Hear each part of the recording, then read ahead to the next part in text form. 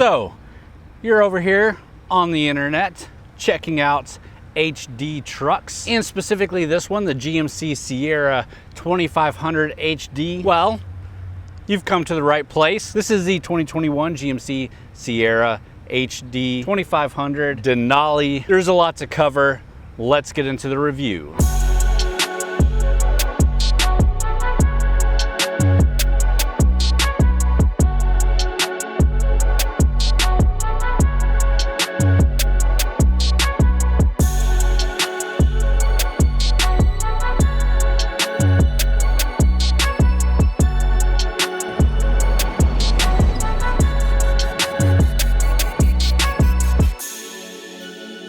All right, and before we get into anything else, let's first check out the exterior of this massive truck. There's a lot to go over because there's a lot of surface area on this thing, starting off with this grille here.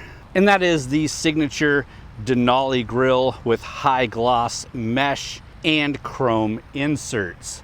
It's a big statement, a big chrome statement, letting everybody know that you are driving the Denali here. You have that massive hood scoop there on the hood, the newer headlight design with LED headlights, LED daytime running lights, and we have LED fog lights.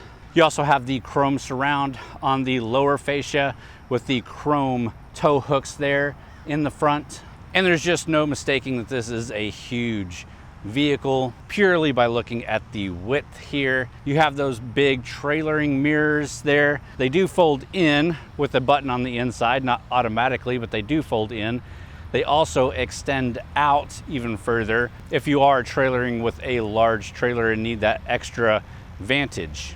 You can also see those lights up on the top. This is a heavy duty truck. It is a commercial size, so you do need those indicator lights on the top. You'll also see them on the sides of the fenders, in the front and the back as well. But let's move on to the side of the vehicle here. And we'll start off by talking about those 20-inch multi-dimensional polished aluminum wheels. Even being 20-inch wheels, they do look tiny on this vehicle, but they do have those beefy tires on there. You can see the Denali HD badge there on the side of the door. Another look at those massive mirrors with the turn indicators in them, as well as the chrome stripping on the side. And then of course a look at the badge indicating what engine is under the hood. We'll get to the engine here in just a bit. Along the side of the truck, you do see the step rail that goes all the way from the front of the front door to the rear of the back door. And this is a stationary step.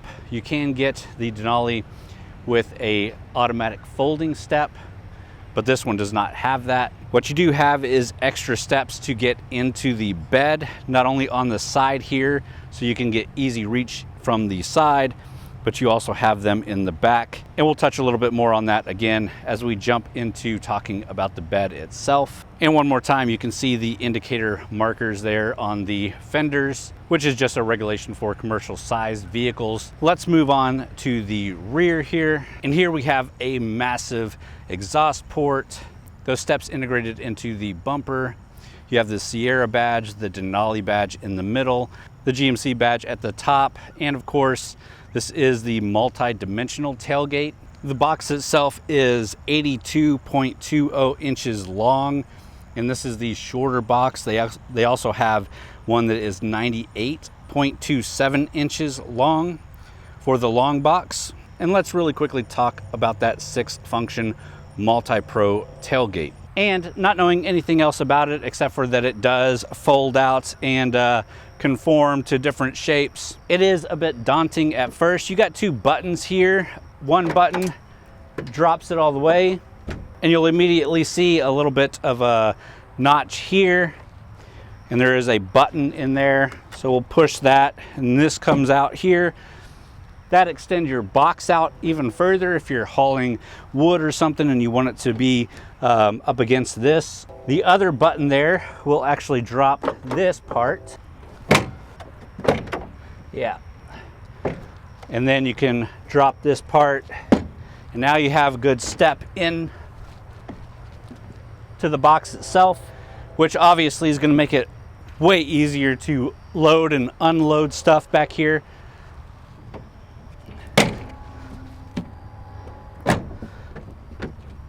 Now, there have been quite a few different ways at making the tailgate of a truck bed better over the years. This is definitely one of the more innovative and crazy designs. Obviously, Ford has the little step ladder that can be pulled out. Ram now has the swinging open doors. But as far as it goes for not much use by me, seems like it does just fine. After years of opening it and closing it and getting dirt in it and things like that, how it handles over time, I can't tell you there. But it is a pretty cool innovation and a pretty cool, at least, party piece. But if you don't want to fold all that down to get into the bed, you also get these steps here. Of course, this is up higher than that would be with it folded down, so you got to get a bit of a more step up. But it's not bad either if you're just reaching in to grab something. And then you got the steps on the side that I showed you earlier that allows you to come up and grab stuff like that. Take an even closer look at the box. You do get tough materials there. You get a 120 volt power plug over there. You get LED lights and different hookups over here. You get a little handle here to help pull yourself in as well, and lots of tie down areas. You also get the gooseneck hookups here. It's definitely a very functional bed, as you would expect. And one more time, just touching on how massive this thing is. The full width of this without the mirrors is 81.85 inches. The wheelbase is 158.94 inches. The total height is 79.82 inches. The total length with the short box is 250.1 inches. If you get the long box, your total length is 266.1 inches. And you have 10.12 inches of ground clearance, which is really good. But overall, I do think the design of this truck is a good design. I think Chevy has struggled with their designs a bit over Ram and Ford, but GMC, I've always loved what they do with their trucks. I'm interested to know what you think though, so leave me a comment down below. Let me know what you think about the design of the Sierra 2500 and just how massive it is. But with that, let's go ahead and pop the hood. Let's check out the engine under the hood here. And then we'll move inside, start talking about the interior, some of the tech you get in this thing. Then we'll take it for a drive and we'll wrap up the video talking about the price, the competition, and some of my final thoughts. Let's keep going. All right guys, so first of all, let me tell you about the base engine option that you do get in this truck. The base is a 6.6 liter V8 gas engine that pushes 401 horsepower, 464 foot-pounds of torque, has a 3.73 rear axle ratio, and is matched up to a 6-speed automatic transmission. This one though is the Duramax diesel engine. It is a 6.6 liter turbo diesel V8 that pushes 445 horsepower, 910 foot-pounds of torque, has a 3.42 rear axle ratio, and for the first time ever is matched up to a 10-speed automatic transmission. Conventional towing with this setup here is 18,500 pounds. They obviously advertise a lot of different numbers. A lot of those are the 3,500 numbers, not the 2,500 numbers. And a lot of them are the shorter cab with the long bed. For whatever reason, those are usually the ones that they have the most towing capabilities. And your payload is about 3,563 pounds. So it can do a lot. But with that, we're gonna close up the hood. We're gonna jump into those back seats, take a look at the rear of this vehicle, and then we'll continue through the interior.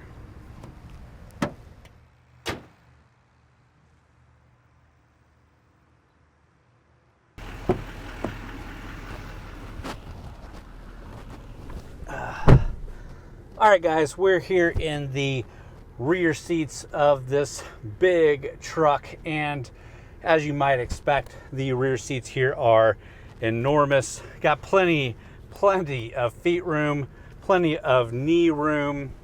We've got our own vents back here. We have heated seats back here. We've got an accessory plug. We've got USB Type-C and USB Type-A. Nice grab handles back here. A big bump in the roof line, and I can't even hit the top of it with my head if I wanted to. We also have a pull down armrest with some cup holders.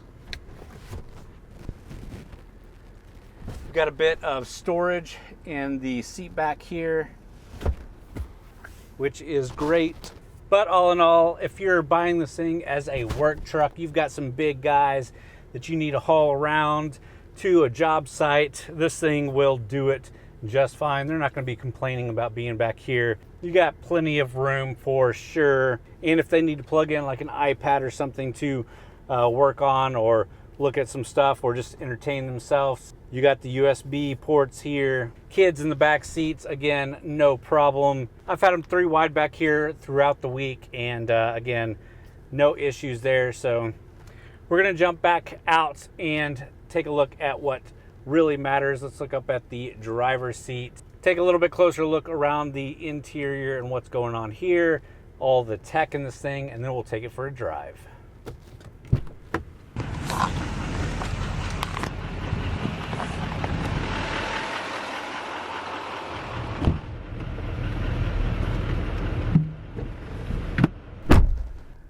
All right, guys, let's take a look around this interior here. First off, it is the Denali, so it's going to have the best interior of the lineup.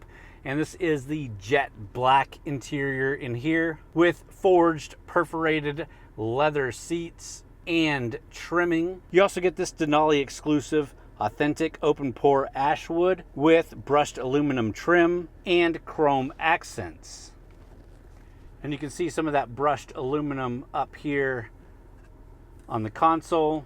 And then of course some of those aluminum trimming pieces around the cabin. And this truck does have the Bose premium sound system with 7 speakers and the rich bass subwoofer. And yes, it does hit. Moving around the interior, we do have an 8-inch touchscreen premium GMC infotainment system with navigation. This has Apple CarPlay, which is wireless Apple CarPlay. Also has Android Auto. It's not the prettiest system out there, but it works well. And again, you do have that Apple CarPlay, and we do have navigation. Moving below that screen is some of your infotainment buttons, including the home button and your volume and power off. Below that is your AC and heat controls, and then your heated and cooled seat buttons. Both the driver and passenger are heated and cooled seats. Below there are a slew of buttons. You have your exhaust brake, your lane warning system, parking sensors, a button to drop that tailgate, hazard lights, traction control to power your accessory plugs, and a hill descent control, which is only on this Denali and the AT4 trim. Below that is a full house plug, an accessory plug, USB Type-C and USB Type-A ports, and then a trailer brake control. Further down is your wireless charging, so you have wireless Apple CarPlay as well as a wireless charger for your phone, and then another little slot just to throw whatever, and then your cup holders. And moving even further back is your console, which is a really good size. There you do have USB Type-C and A, as well as an auxiliary port. And this console feels nice leather, perforated leather.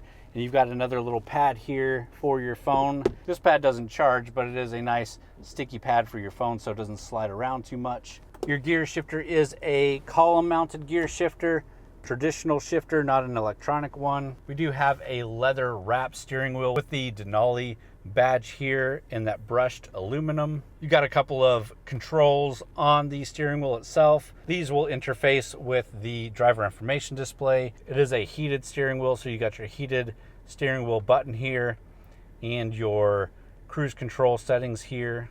You do have buttons on the back of the steering wheel as well for volume on this side and changing stations on this side. Looking closer at those gauges, you can see you got your analog gauges with your digital screen there, and obviously you can shift through and look at what you need. And then you got those extra gauges at the top in digital form. And then to the left of the steering wheel, you've got your 4-wheel drive settings. You have a drive mode dial. Turn it this way and you're toggling between normal and off-road driving.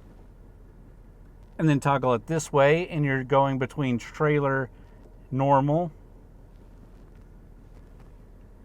Next up is your lights. So you got your fog lights here, obviously your headlights, your squid launcher, and then the brightness. And way down here is your electronic parking brake. This Denali also has the rear view camera for the rear view mirror. So if you got the truck bed filled up with something and you need to see back there, you can just flip it into the rear view camera, which is nice. And then finally, we do have a sunroof here on this Denali. But enough of all of that. I think it's time to take this thing for a drive. All right, guys, so let's put it into gear and let's get going.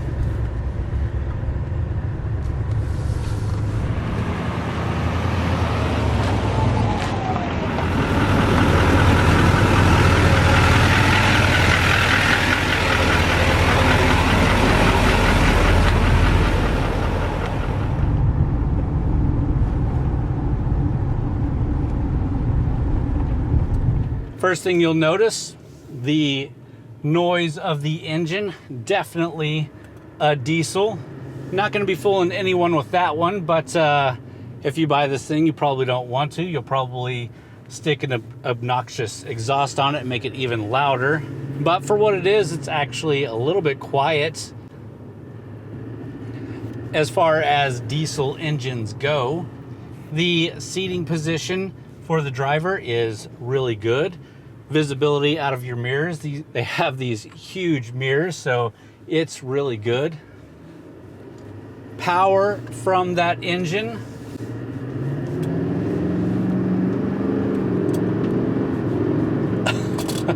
is pretty good. Has over 900 foot-pounds of torque. I think it'll put you back in your seat, although it's not winning any 0 to 60 awards.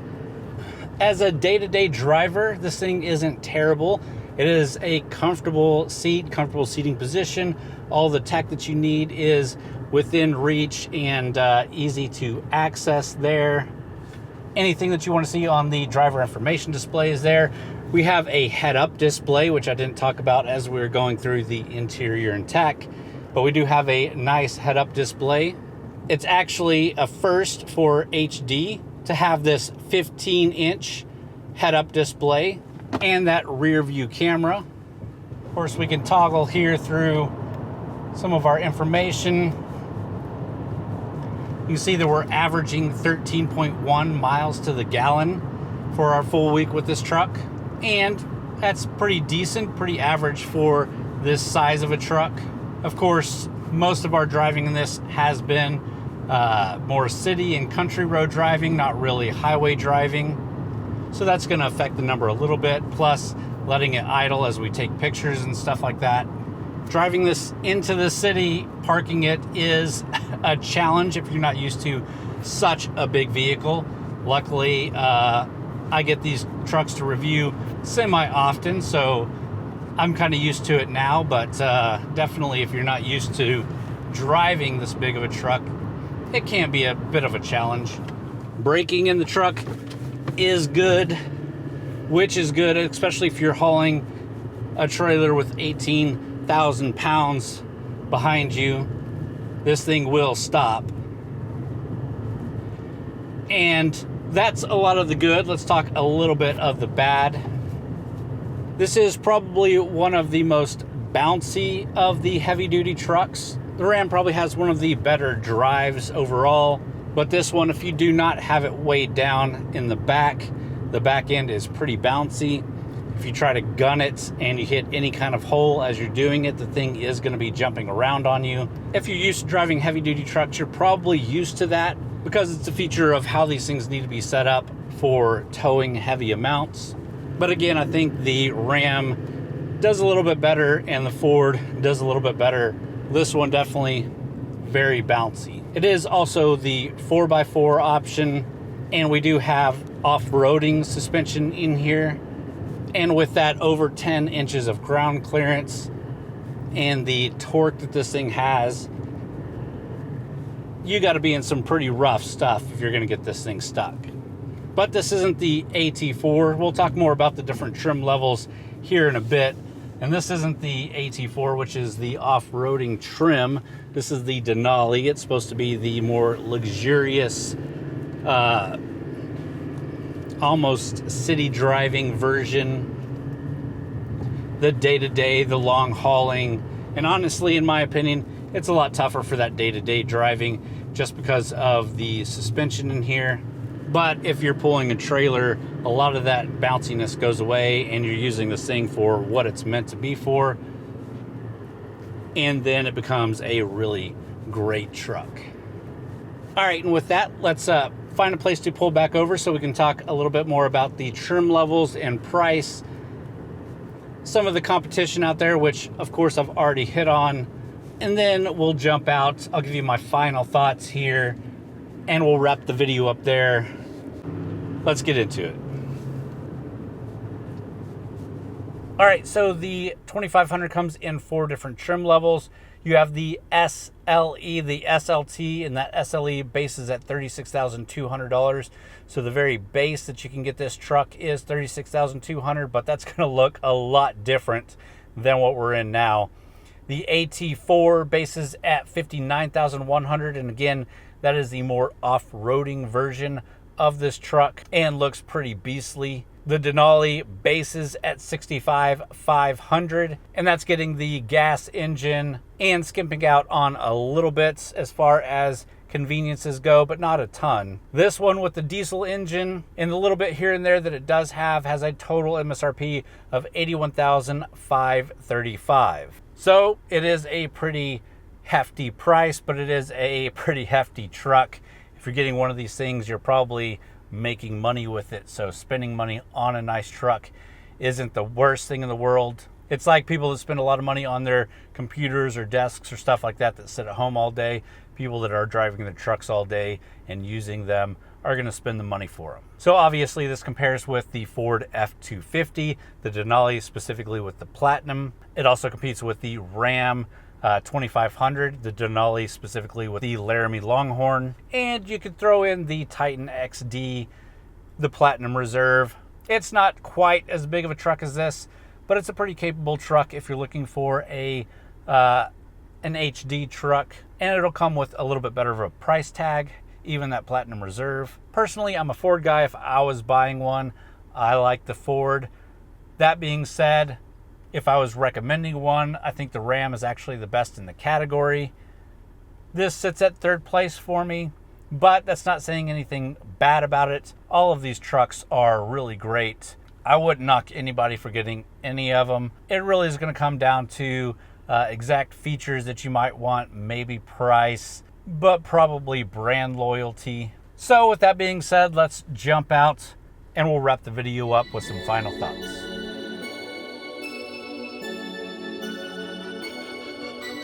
So with all of that, the Sierra HD is not my favorite HD that's on the market. I do like the Ford F-250 and F-350. I do like the Ram 2500 and 3500 a bit more just because of some ride and comfort and some of the interior quality. I do like the looks of this thing.